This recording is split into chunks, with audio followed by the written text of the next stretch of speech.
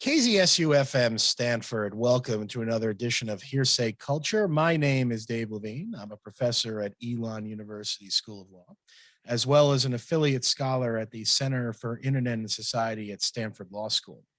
Thank you for joining me today on the show. Today, I am excited to have on one of the leading thinkers and writers and reporters in the technology field, the markups, Julia Angwin. This show has, over the course of the last 15 years, had journalists on from the very beginning. Steve Levy was on early on talking about the iPod, and on down the line through a variety of discussions with folks who have spent much or all of their careers taking a close look at the technology sector. In Julia, we have one of the leading journalists in this space, who has won multiple awards, including the Pulitzer Prize for investigative work, both at the Wall Street Journal as well as at ProPublica. From 2000 to 2013, she was at the Wall Street Journal focusing on privacy at a time where privacy was being mutated by the use of technology, and where the definitions of privacy that had held for over 100 years seemed to be out the window. She also is the author of a few books, including Dragnet Nation, A Quest for Privacy, Security, and Freedom in a World of Relentless Surveillance in 2014, and Stealing My Space, The Battle to Control the Most Popular Website in America. And she's also been at ProPublica, which itself is a Pulitzer Prize winning newsroom, and one of the best in the business doing investigative work in this space before, founding the Markup. And the Markup's been around for a couple of years as a nonprofit newsroom that looks at power in technology and how technology companies and technology itself impacts our world. This is absolutely essential work that Hearsay Culture, in a much smaller and very different way, attempts to achieve by discussing these issues to a wider audience, among experts, for the public at large.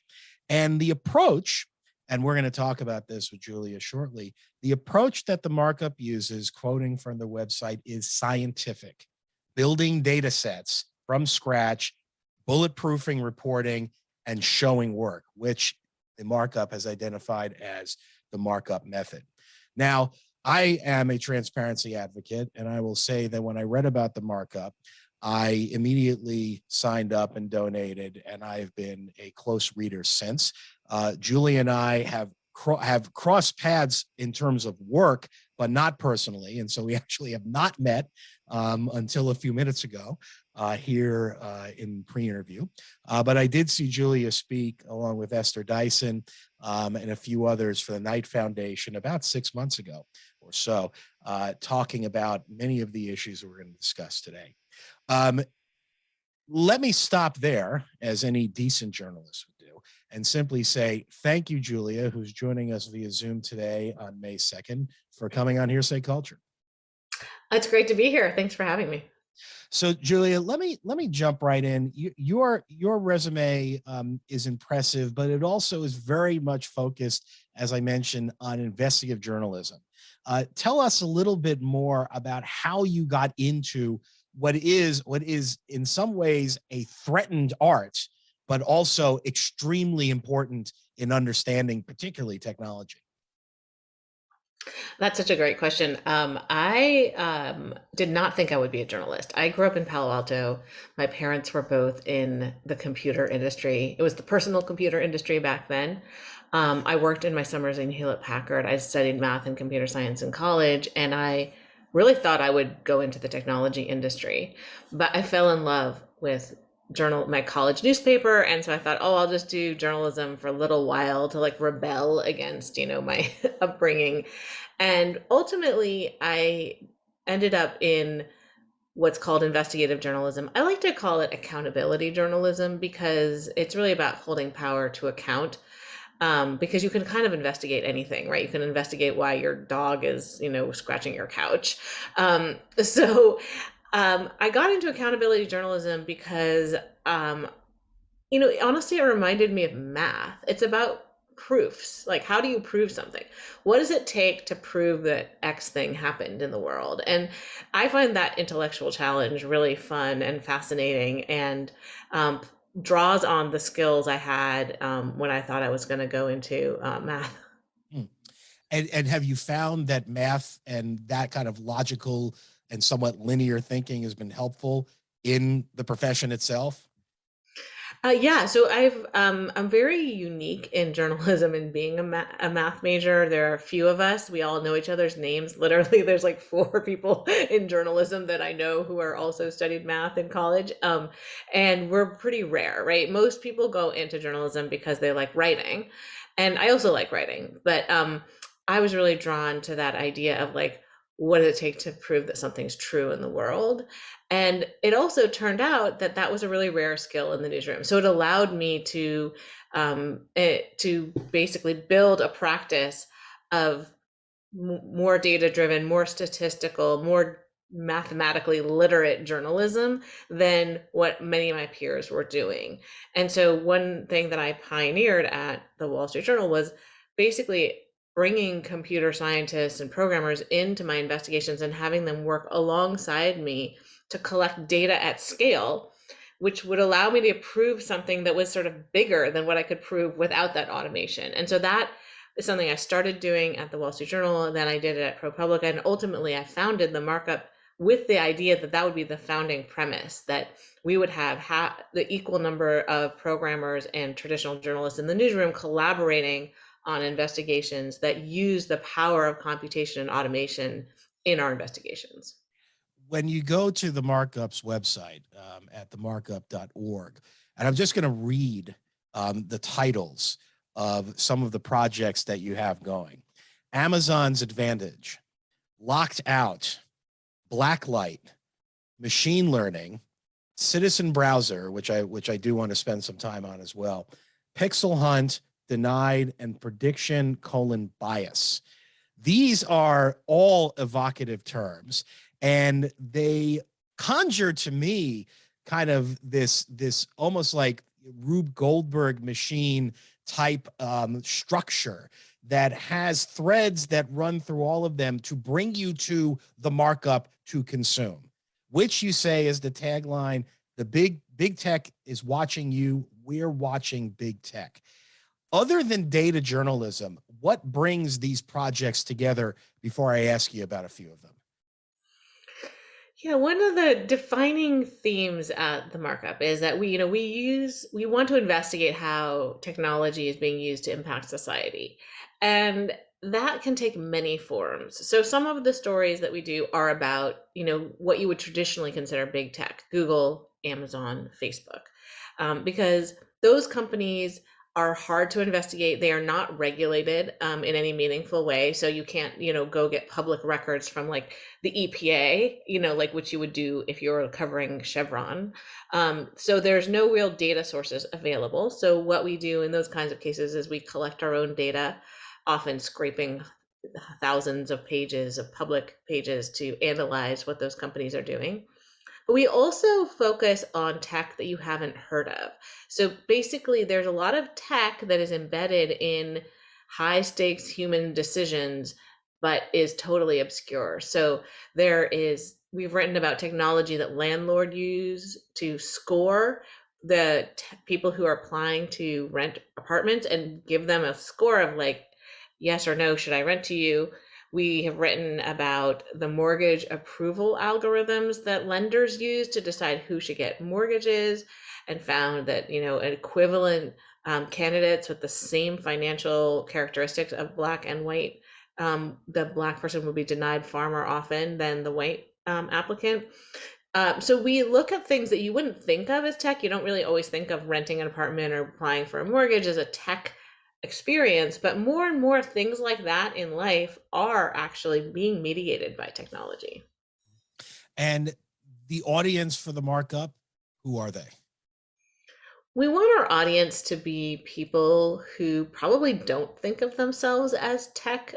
We try to write at a level that is understandable to somebody who doesn't know any of the jargon. It's not meant for like the hobbyist. It's meant for somebody who probably cares more about civil rights, about just sort of society's ills, and is concerned about, corporate impunity. So a more traditional, concerned citizen who has just happened to notice that there's some really interesting things that are happening with tech, but is not actually interested in tech, is interested in the human story. How is this affecting people? And we always try to center the people. Even though we do all this crazy amounts of data and statistics, ultimately journalism is about talking about what's happening on the ground. And what that means is, how are humans being affected?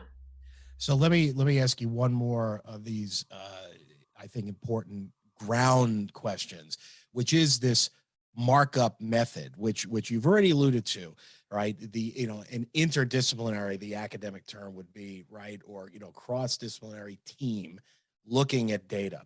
What makes that method, right, unusual in the media space or different in the media space? Is part of it mission driven? Is it also the topics you choose?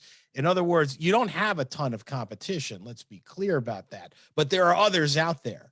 So what's the markup bringing that is different or unusual in this media space we're about to discuss?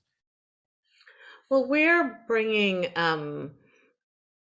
two things: expertise. So I believe in expertise. I think journalists need to have expertise in the areas they cover in order to not be fooled. Essentially, a lot of bad behavior is embedded in complexity and hidden in complexity. And we've seen that definitely in financial markets, but that's true with technology too. And so the journalists in the newsroom tend to be people who know a lot about technology or have the capacity to learn about it. And the other thing that we bring is we bring the willingness to collect our own data, right? Because most of the questions that are really important to answer, the important accountability questions that are out there, they are not, there's no data available, right? And it's not a coincidence that there's no data available. I mean, if you think about police use of force and violence, there is a lack of data nationwide about that. Very few police departments publish that data, and then states don't collect it, the government doesn't collect it. That's not an accident. That's because there's no political will to collect something that makes the institutions look bad. And so we often collect our own data because we want to answer questions like, is Google giving preference to its own products in search results over the products of competitors? No one has a political interest currently in collecting that. Google doesn't, right? And there's no regulator tasked with overseeing Google in any meaningful way like that. And so we had to scrape all of those records ourselves. The markup method is an attempt to apply, like, what I call scientific method light to journalism. So it's basically the idea that we don't want to be falling into the trap that journalists have fallen into for a long time of this false equivalence, that there's two sides to every story, and you just have to quote somebody who says climate change is real and somebody who says climate change is not real. That doesn't serve the reader, and that actually spreads misinformation, because the reality is that 99% of the science, 99.95% of the science says climate change is happening, and really the only dispute is how and fast and why, right? But nobody is really disputing. And so we want to be in the business of talking about things in a more sophisticated way. And so the scientific method is a really helpful framework for thinking about journalism instead of this idea of objectivity. So the scientific method, basically the way we think about things, is we start with a hypothesis. Is Google giving its own products preference in search results? Then we think, okay, how do we test that? Then we design sort of an experiment.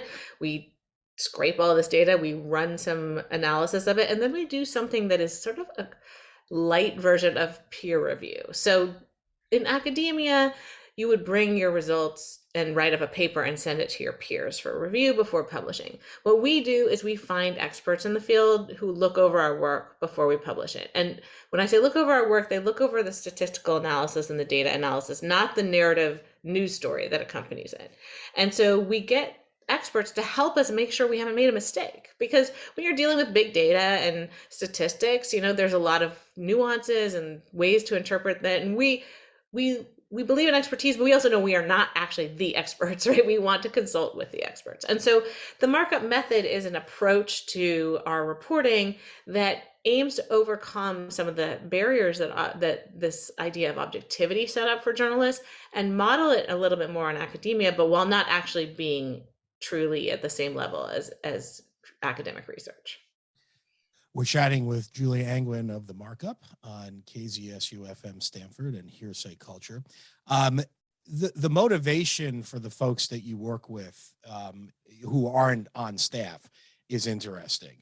How do you choose the people who are going to peer review or work with you? Because as we know, people have lots of interests and may want certain outcomes. So how do you pick those folks that are going to be part of this journalism effort? That's a very good question. And the way we do it is we pick people based on their expertise. So if we were doing a story on predictive policing, for instance, and we sought we had done this huge analysis of all these predictive policing data and shown that the algorithm was sending the police primarily to Black and brown neighborhoods and very rarely to white neighborhoods. And what we did was we needed to find people who were policing experts and criminologists who could say, the thing that you're forgetting here is like sort of how patrols work, or, who could sort of push back on us and test our assumptions and make sure that we hadn't missed something in the data. And then we also sought statisticians who just looked at the actual analysis and said, okay, are you running the numbers right? Or maybe I would do this type of analysis versus that kind of analysis. And the people that we seek out are people who generally are motivated by the fact that they want there to be better data available in the field. And so, do they have biases? Sure. But most often we know what those are going in because they've already published. We know where they stand on these things. And we're asking them not to tell us what our conclusions should be, but just to push back on our and ask us hard questions. And so anyone can do that. I mean, not anyone, but good people are willing to do that. And I think they find it interesting. So let me pan out a little bit, Julie, and talk about the media and information environment, right, writ large.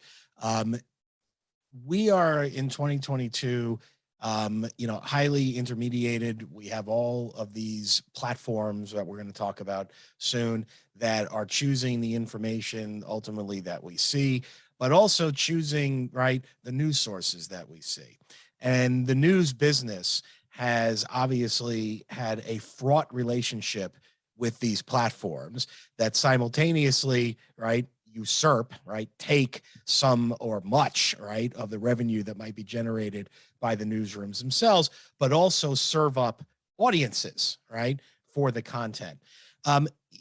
You make an interesting claim, not claim is the wrong word, you make a representation on the Markup site that I wanted to talk a little about, which is where you say you are going to make sure, the Markup, that your reporting is available where your readers reside, right? So you're going to put, at least I understood it to mean, that you're going to put the articles in the platforms, right, where people get to them, even though, right, it obviously can create some challenges, not only from a revenue perspective, but also given some of your mission and goal. So I'm curious how you thread, or if you see that as a needle to be thread, both by the Markup and then more broadly, which is obviously a bigger question, what your take is in 2022 on the news business's relationship with these platforms. Yeah, I mean, the news business is really suffering. I think it's fair to say. And a large reason for that is because of the tech platforms for two purposes. One, the tech platforms changed the advertising business that news outlets relied on. So when I worked at the Wall Street Journal for 14 years, basically if you wanted to reach a middle-aged manager who was got a BMW and went golfing every weekend, the Journal was probably the best place to reach him. And so you had to pay really high rates to buy an ad. I mean, it's hundreds of thousands of dollars to get a full page ad in the Wall Street Journal. And that was their business, and that allowed them to support high quality journalism. What happened is that the rise of this behavioral advertising model that the tech platforms pioneered, where you're followed around the internet by a bunch of third-party trackers who compile information about you and allow advertisers to track you anywhere, means that that middle-aged manager can be found anywhere on the internet for pennies, right? You can find him while he's looking for socks or checking for a sports score or whatever, because they know who he is. And so the Journal doesn't have a monopoly on that guy anymore. And this simple fact has devastated the news business. At the very same time that their revenues were plummeting, their distribution was also changing, right? The idea that you would you paid these newsstands and delivery people to bring the news, all of a sudden you had to deliver it on the tech platforms. And those people were the ones who had all your money. And so it is a really terrible business. It's a terrible situation. I mean, the news business is collapsing in the US, and it is a huge, huge tragedy, not just for the news business, but for democracy, because a thriving independent media is actually, it's crucial for democracy, because if the people are going to have oversight over the government, they need someone to act on their behalf as that oversight. And that's what journalism is. And so I think that it's really important to understand that the collapse of the news media is not just a problem for, like, oh, elite journalists are suffering or whatever. It's a problem for our country. Now, that's why I started the Markup as a nonprofit, because the for-profit model has basically been destroyed. And so the Markup is supported by philanthropy, by donors, and I hope that will continue to be fruitful. I worry that philanthropy is not currently enough to support the amount of journalism that is needed in this country, but we are fortunate to have enough for our small newsroom at the moment. And so although any listener who wants to donate, please send a check. But so I think that it's just a really difficult time for journalism. So Hearsay Culture is transforming into the Hearsay Culture Network to address, in part, or attempt to take a shot at a for-profit sustainable platform. Now, I have the luxury of doing that because my full-time job is at Elon University. I am not a full-time journalist, but I'm curious if you, in light of what you just said, if you think there are any changes that could occur that wouldn't also destroy, right, the internet, or remove platforms of speech that could change the calculation. Because, right, the advertising model, as you mentioned, was the model, but it's hard to imagine that it's the only model. So thoughts on that? Well, I mean, no one in the US likes to hear this, but the model in Europe is government funding, and it does work, right? And the trick is to make sure the government doesn't interfere in coverage. And so there are ways to do that through setting up like a sovereign fund that the government puts money into and then is administered and hands out money to journalists. I don't know that it's perfect, but it is something that people are thinking more seriously about now, as everyone tries to grapple with the collapse of journalism around the world.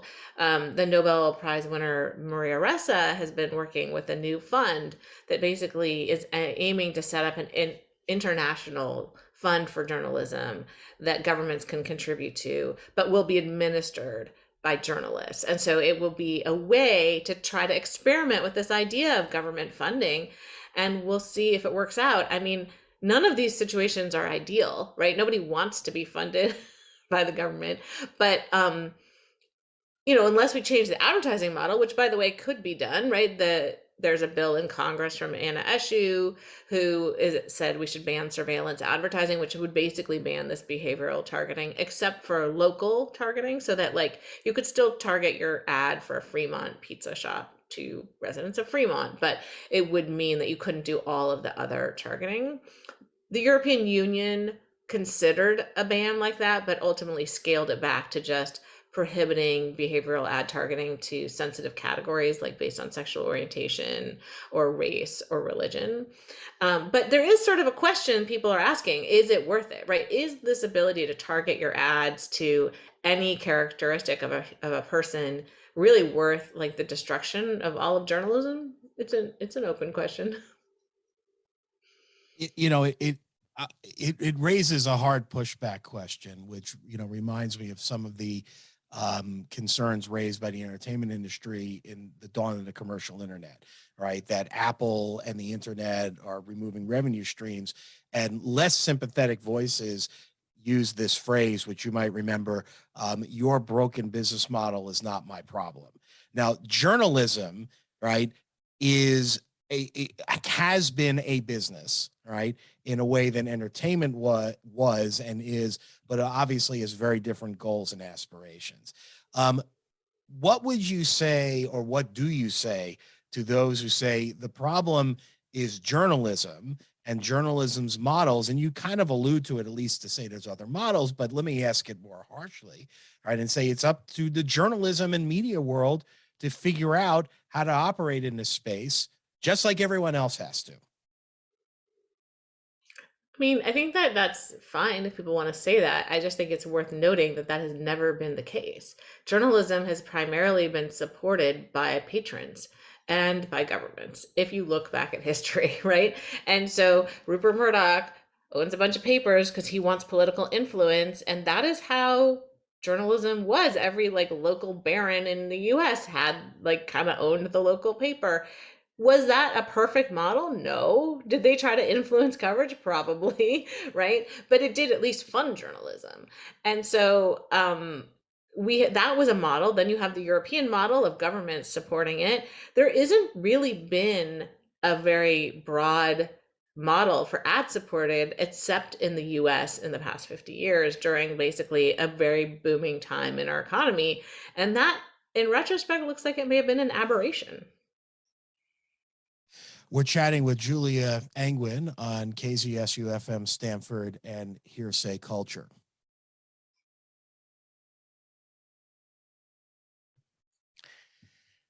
As those that listen to Hearsay Culture regularly know, KZSU is a nonprofit, non-commercial radio station at Stanford University that requires donations from listeners like you to continue its diverse programming. You have a couple of ways to make a donation. You could email our underwriting department at underwriting@kzsu.stanford.edu, or go to our webpage and find donate to KZSU. Not to compete directly with the markup. So I'll say donate to the markup also, and also KZSU. But either way, please do continue to support good journalism. So, your pushback is well taken, Julia. And it's ultimately a policy choice, right, on the part of the public writ large to decide whether it's worth it. And so, without being too much of a booster, let's talk about some of your projects that might convince people who might otherwise be skeptical that it's worth it. There's a number of things you have going, but I think one that's particularly timely in light of the discussion we're going to have shortly about the news of the day here on May 2nd, and probably news for the next few months if it goes through, which is Elon Musk's pending acquisition of Twitter. Let's talk about your citizen browser project, which I think is a really good amalgam of what you've described as a markup method, but also the goals of the project and the involvement of the public writ large. So tell us a little bit about what this project is. Citizen Browser is our project to attempt to provide independent oversight of what Facebook chooses to promote to its users. What that means is we want to understand Facebook's role as a gatekeeper, right? Previously, in the old days, you watch the 6 o'clock news. The people who made the decision about what were the top stories were, they were a pretty homogenous group of white men primarily, but at least you knew their names, and they were occasionally called out to defend their decisions. Facebook makes those types of decisions every single day, but its algorithm is doing it, and every single person who uses Facebook gets a different list of stories. So it's really hard to know what are they systematically choosing to promote and to into people's feeds. And so to tackle this question, we realized we had to do something kind of unusual, something that people don't normally do in journalism. We basically turned to polling, but in a different way. So we decided to build a nationally representative panel the way that pollsters would do, using a polling firm. But instead of asking those people questions on a phone call, like which is normal polling, we asked them to install a tool that we built that let us monitor their Facebook feeds. This was extremely expensive. We had to build a tool, we had to pay them to use it, we had to pay the survey firm to distribute it, we had to pay a lot of engineers to maintain this tool, make sure that we stripped out all the personal information from people's feeds before we analyzed or looked at the data.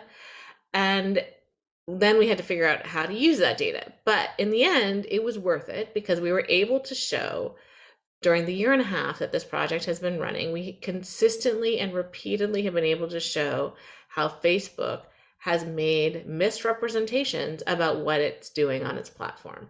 Just an example or two. Before the election, presidential election, Mark Zuckerberg testified in Congress saying, we have decided that when we recommend people join political groups, that's a very partisan thing and it can lead to polarization. So we are going to stop recommending people join political groups during the election season and the post-election season. But when we looked at our panel data, we saw that they had not actually done that. He had told that to Congress, but they were still promoting those groups. And in fact, in the days leading up to the January 6th riots, they were actively promoting many of the groups that were involved in planning those riots to Trump supporters on Facebook. So we wrote a story about that. They said they would fix it. Then they didn't fix it. We wrote another story a few months later saying it looks like you still haven't fixed it. And, we saw that repeatedly. We saw that they had promised that they were going to remove anti-vax content, and we saw it being promoted in people's feeds. We saw that they had pledged to civil rights groups and actually to a court and to a judge that they would no longer allow ads for credit card products to be targeted by race and age and gender. But we saw that they were doing that. So we consistently found that they were misrepresenting what was happening on the platform. And the only way to do it was through this sort of independent, extremely expensive project. Yeah. And it, it raises so many questions, but let me pose one to you involving Facebook's knowledge or lack thereof of where data goes. There's been some recent reporting, I think based perhaps on some leaked documents, that it suggests internally that Facebook acknowledges that it doesn't know where data that it collects winds up. What's your take on that in terms of its accuracy, but also if true, assuming it is true, what does it say to you? Well, I think the evidence is so clear now at this point in Facebook's existence that they continuously represent that they're doing things, they're cleaning things up, et cetera, and then it turns out that they aren't. And we're not the only ones who found that. The difference for us is that we've been able to find it in a way that is representative. So we could say it's not just one thing that slipped through the filters, right? We have a representative panel and we saw it slipping through for the panel.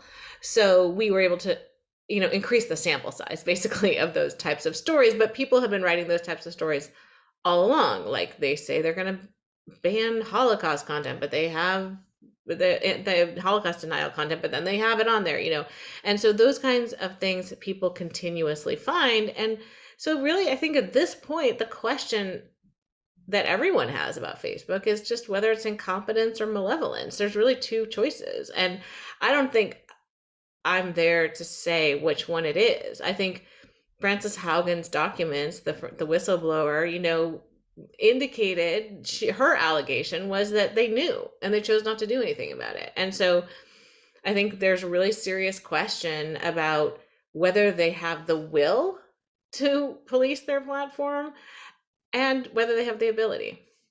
So I do want to come back to this question I asked earlier, Julia, which is your feelings on using Facebook, right, to reach your listeners, given the concerns that your organization and others have raised about Facebook itself? It's an interesting question. People ask me this all the time, like, how can you be on Facebook and Twitter and LinkedIn if you're investigating these places? But the reality is that we don't have a position like, oh, these things shouldn't exist. Our position is they should be held accountable to the public. And so that's what we do. We continuously work to make sure that the public knows the flaws of these places, and hopefully that those flaws get fixed. But like, that's the job of a journalist, right? If I covered Exxon, does that mean I can't fill my car with gasoline? Like, no, of course not, right? And so I don't really understand the argument that like, well, we should be some sort of Puritans. I will say this though, one thing we don't do with the markup is we don't use third-party tracking on our website. So we don't participate in the data exploitation economy that we cover so aggressively. We do cover the issue that people call privacy, that I call data exploitation. It's a core beat of ours. And the reality is that as a nonprofit, we get our money from donors. There's really no reason for us to also exploit our readers' data, right? In fact, I would argue that it would encourage them not to donate. And so we see that as an advantage in getting people to trust us and to donate to us. And so we don't participate in that particular piece of the economy, but that's because we have a very clear goal there. We want our readers to trust us with their information. And so we want to be really careful with it. Well, let me give you what I think is the best counter argument on why you shouldn't use it, which is feeding the beast.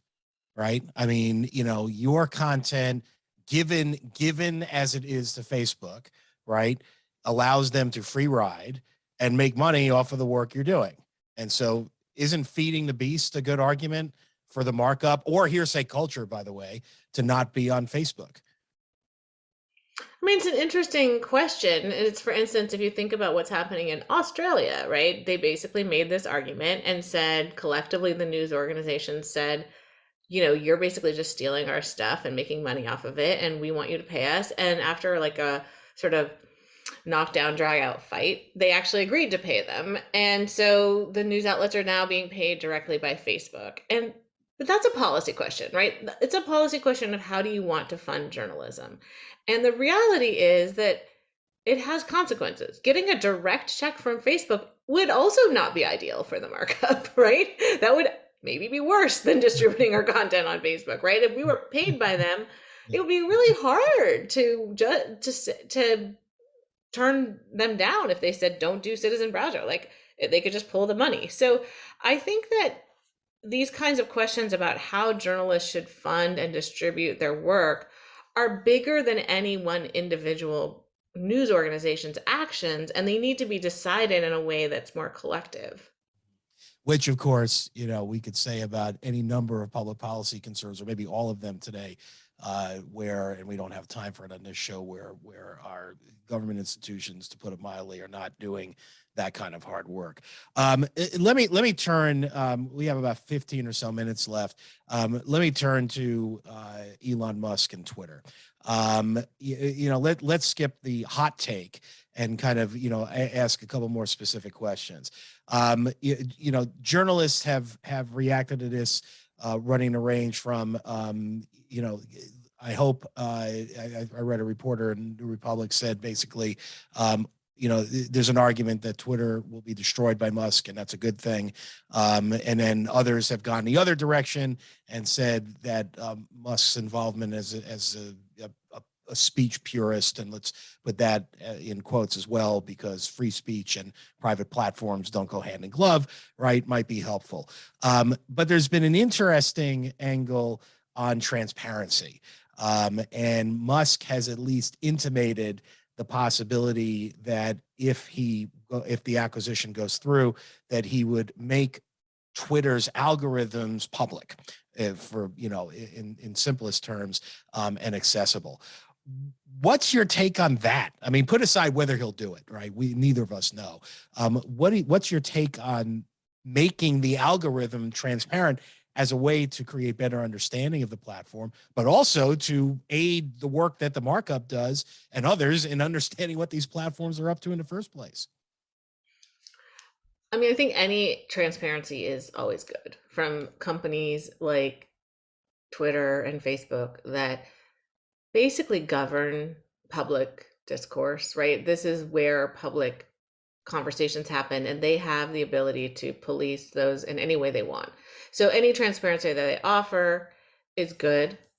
But I would say that as a person who has been writing and reporting on algorithms and doing algorithmic accountability work for years now, seeing the algorithm is not actually the silver bullet.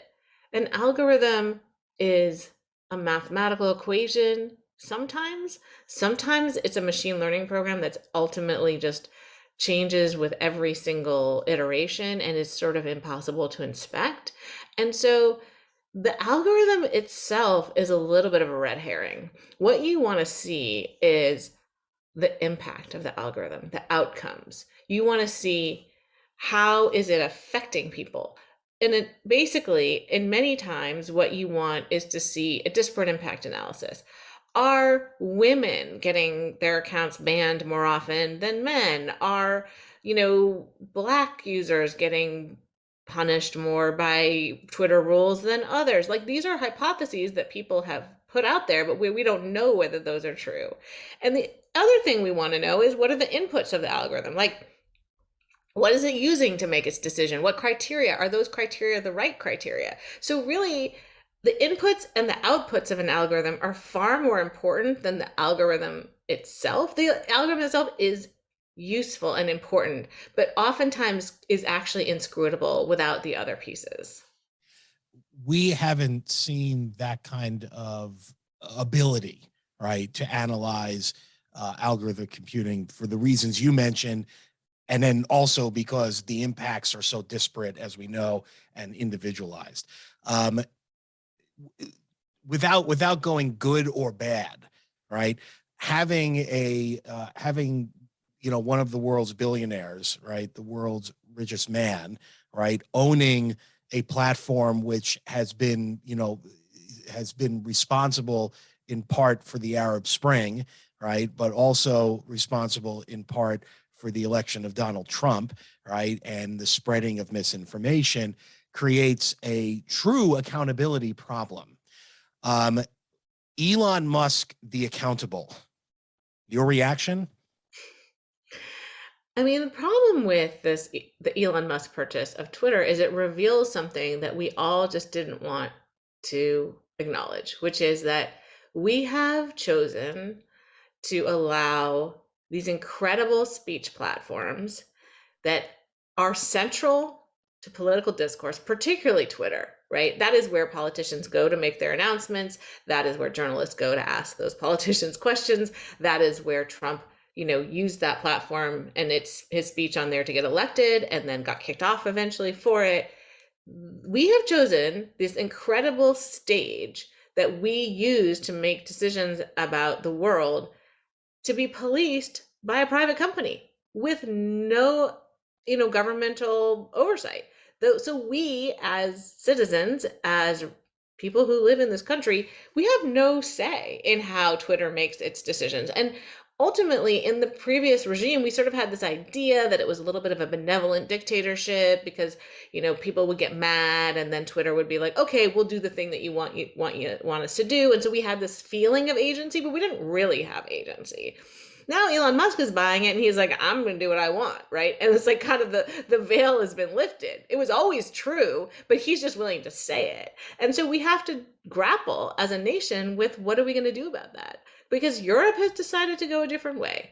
Last week, they passed a very important, or they agreed on a very important law, Digital Services Act, that will set strong rules for what kind of content needs to be taken down from social media platforms, how quickly it needs to be taken down, and billions of dollars of fines if they don't comply. In addition to algorithmic audits that actually assess, are my algorithms harming democracy? Are my algorithms harming children? These companies are going to be forced to do all of these things. And that means that at least in Europe, the citizens have some say, right? It's sort of like if Elon Musk bought Exxon and he was like, I just want to drill anywhere, that wouldn't be true. Like the law still prevents you from drilling in certain places. But we have put no laws around any of this. And I know it's harder to put laws around speech, but there are certain things as a society that we clearly don't want on there. And so we have to think about how are we going to set up structures that incentivize the kind of community we want. So we're chatting with Julia Angwin of The Markup on KZSU-FM Stanford. One of the running themes, Julia, has been Section 230 of the Communications Decency Act on this show, the law that more or less shields speech platforms from defamation claims and arguably has given birth to them, or at least allowed them to be successful because they aren't as easily sued. There's talk now, particularly in light of this pending acquisition, that Section 230 has to change, or it will change. Put aside the crystal ball. Should it be changed? Do you think it's time to rethink this law, which has been both credited for founding the platforms, but also criticized for giving them too much power? I think it's a growing consensus that Section 230 needs to be changed. I mean, former President Barack Obama called for Section 230 reform just a few weeks ago on Stanford campus. And, that was a real landmark. I mean, his administration was entirely in the hands off the internet, laissez-faire, let this thriving industry flourish on its own. They were definitely in that camp. But so when he comes out and says, I think there needs to be Section 230 reform, and interestingly, this is a somewhat bipartisan issue. There are a lot of Republicans who are also concerned. Some of their concerns differ a little bit, but ultimately they do agree, it seems, on both sides of the aisle, that these companies have been given this blanket immunity that is really broad and probably not justified. And so it brings us in the last 5 or 6 minutes to some kind of big picture questions, which I've historically called the unfair portion of my show, because now I might cut you short. Web 3.0, NFTs, and on and on. The internet world, the technology world, has been abuzz with buzzwords for decades.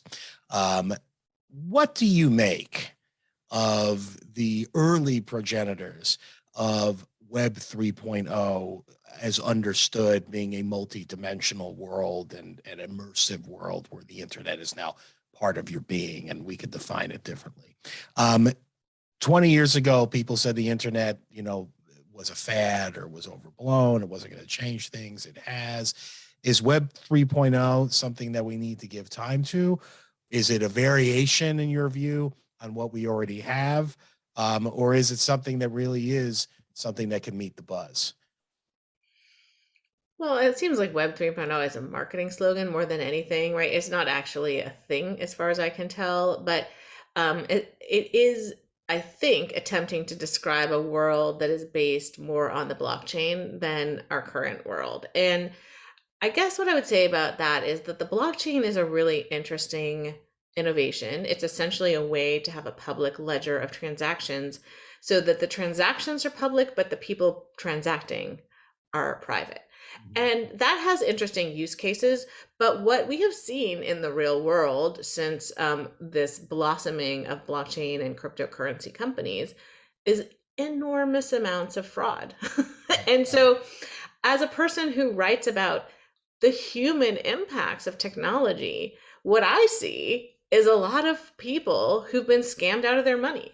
And I'm not seeing some sort of huge reason why that would be okay. Like, it's not solving world hunger. You know what I mean? Like, if it was something amazing on the other side, like, sure, maybe it's worth it. Although I don't know that I would ever really think it's worth it, because it's a lot of scams. But it doesn't even, the promises that they've made about this future are all very vague, but the reality of people losing their money is actually real right now. And also, Wired recently had a long story that you might have seen involving the de-anonymization of blockchain ledgers to go after child sexual abuse producers, what previously had been referred to as child pornography.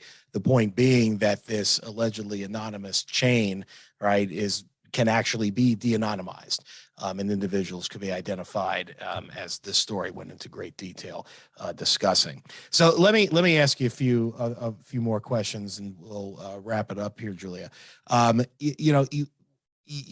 You've painted, a fairly dismal and challenging world for journalism, it's a similar kind of story, I think, for public school teachers as well. Right, there's a dearth of people entering public, wanting to become teachers because the job is hard, and you don't hear as much about journalism. But I'm going to ask you that question, right? In light of all the challenges, particularly for listeners that are thinking about their careers and thinking about their options, becoming a technology journalist sounds very exciting and extremely difficult. So I'm curious what your advice is to those that would want to enter this critical field. Do it, not do it, think about it, and why would you? I think that it's always a good idea to do what you love. I know that sounds really trite, but it's always somebody's always going to tell you that the field you're going into is collapsing and there's nothing to do there and this and that, and that can all be true, and you can still have a successful career. My entire career has been a succession of collapses, right? I don't think until I came to nonprofit newsrooms, I'd never been in a newsroom that wasn't having rounds of buyouts and layoffs, and yet I managed to do good journalism. And I mean, it wasn't always fun, right? But like, I think it's just worth remembering that the environment around you doesn't dictate everything about your own personal experience. To be a technology journalist, I actually think you don't have to know the details of, like, you don't have to be able to assemble a computer yourself or even do programming, right? You have to be a critical thinker who's not swayed by the jargon, who doesn't fall for the hype, being skeptical, being somebody who thinks in terms of what does it take to prove things, studying math. Those are the kinds of things that I would say are useful, but you can do it. Everyone's path is different. There's no criteria. That's one weird thing about being a journalist, is that you can go to journalism school, but some people don't, right? So there's not a necessary criteria for it, except that you have to be really driven by this idea that you want to reveal the truth, bring the truth to the public, and act on the public's interest. Last question for you. The in 2022 May, we are coming up on midterm elections and more focus on the kinds of information that voters are getting and the kinds of information that's being shared. Here in North Carolina, I will simply say that the political ads that are running on television in this state are particularly insulting to anyone who is well informed. To stay well informed in this environment with all of the noise, right, is a challenge. What's your advice, aside from read the markup or listen to Hearsay Culture? What's your advice to the intelligent, or at least the curious, right, news consumer? How do you sort through, and where would you suggest people put their attention? That's such a good question. Even though journalism is in a difficult place, there is actually just a lot of really amazing, independent, new journalism that's flourishing, in part because journalism used to be kind of a white boys club, and now a lot of different voices can enter. And so it's actually a really exciting time. And so I don't know what is in North Carolina, but in many states, there are these little new, small nonprofit newsrooms, often led by journalists of color, who are covering things that the mainstream media never covered before. There's a lot more of the specialist publications, like the Markup, like the Trace, that covers gun crime, and Marshall Project, that covers the incarceration crisis. And so there's a lot of really exciting journalism out there. And so I would encourage people to try to find the local nonprofit, startup journalism. Oftentimes those are staffed by the people who used to work at the big mainstream paper also. Like, so there's some veteran journalists who go and start these things. And so there is a lot of exciting stuff out there. And also public radio still remains like a real mainstay of great journalism, is worth supporting. Julia Angwin of the Markup, thank you for joining us today on Hearsay Culture. Much success in still the relatively early years of the Markup, but also thank you for the work that you've done in this space over the past 20 plus years. Thank you. The Hearsay Culture Network is launching this year, folks. Very excited about it. You can learn more about what I've been up to and what the network's going to look like by going to hearsayculture.com. As has been historical practice, you can listen to Hearsay Culture on KZSU-FM Stanford, running generally Fridays at 3 p.m. Pacific time, by tuning in either through KZSU's site or in the Bay Area on terrestrial radio at 90.1, and through all of the podcast platforms that might exist. As we get into building this new exciting network that I am really holding back saying more about, even though I want to, I encourage you to reach out to me at dave@hearsayculture.com for any questions that you have. Look at the new website, which is going to relaunch certainly in the next couple of months for more information. And don't hesitate to give me your thoughts on what you'd like to see our network do beyond what we've already been doing. So thank you for listening today to the show. Please stay tuned to KZSU for more diverse programming, and have a great day.